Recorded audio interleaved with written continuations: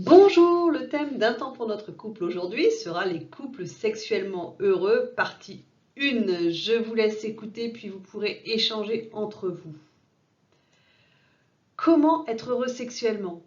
Et si l'on arrive à être heureux sexuellement, cela influence-t-il le bonheur global? Chacun d'entre nous espère que oui, car la sexualité est importante pour le couple.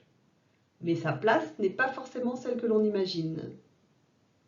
Dans cette vidéo, nous allons voir les 3 idées toxiques sur la sexualité conjugale, surmonter les difficultés sexuelles et vieillir sexuellement en beauté.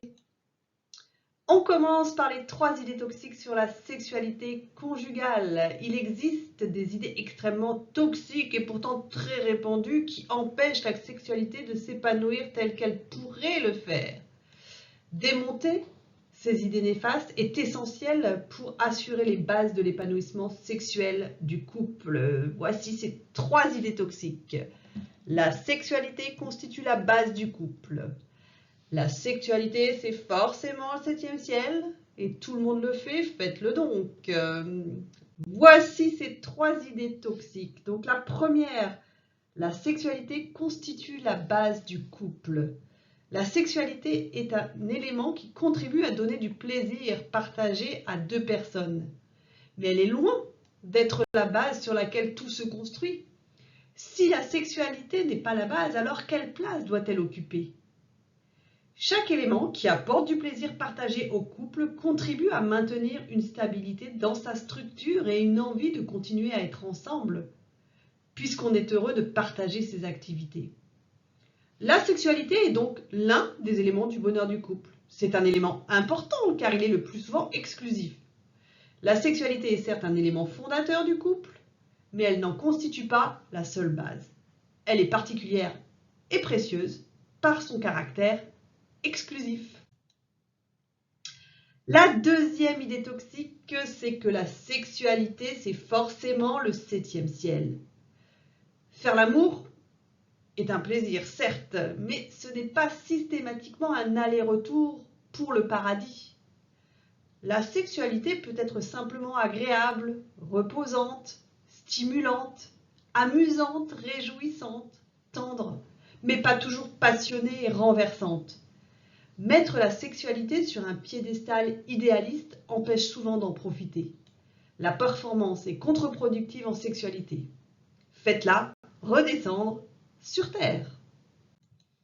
La 3e idée toxique, tout le monde le fait, faites-le donc. Les couples les plus heureux ne sont pas forcément ceux qui expérimentent le plus de pratiques. Les couples peuvent ainsi imaginer devoir faire ou ne pas faire certaines choses pour se percevoir comme un couple épanoui. Il y a un danger à normaliser la sexualité, autant qu'il y en a eu à l'époque de tout interdire. Le bonheur sexuel passe par la liberté d'être soi-même sans se soucier des normes ou des modes, à la condition de se respecter et de respecter l'autre.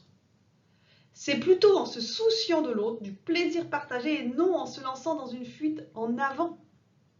Se sentir obligé de tout essayer éloigne plus du bonheur sexuel qu'il n'en rapproche. Cela ne signifie pas pour autant qu'il faille faire l'amour toujours de la même façon, sans jamais rien essayer. Mais quand on a envie d'explorer, il faut absolument que ce soit un désir commun, une curiosité de couple et non d'une personne qui décide d'utiliser l'autre comme un objet à contre-courant de ses désirs. Respecter l'autre est vraiment essentiel. Croire qu'il peut vous donner du bonheur, du plaisir, l'encourager à donner le meilleur de lui-même permet d'atteindre une harmonie émotionnelle et sexuelle très profonde et très heureuse. Surmonter les difficultés sexuelles. Voici un autre point très important des couples heureux. La vie sexuelle n'est pas un long fleuve tranquille. Elle subit des épreuves, des pannes, des assoupissements, des douleurs, des revirements. Les difficultés ou les dysfonctionnements sexuels n'ont rien d'exceptionnel. C'est même le lot de beaucoup d'entre nous. Une dysfonction sexuelle peut parfois être le symptôme d'un manque d'amour, mais pas toujours. Une grande simplification est nécessaire dans ces moments de manière à pouvoir parler librement de ce que chacun ressent. Ne plus faire l'amour peut contribuer à éloigner 2 personnes et cela plus que le silence, d'autant plus que le silence et l'incompréhension s'installent.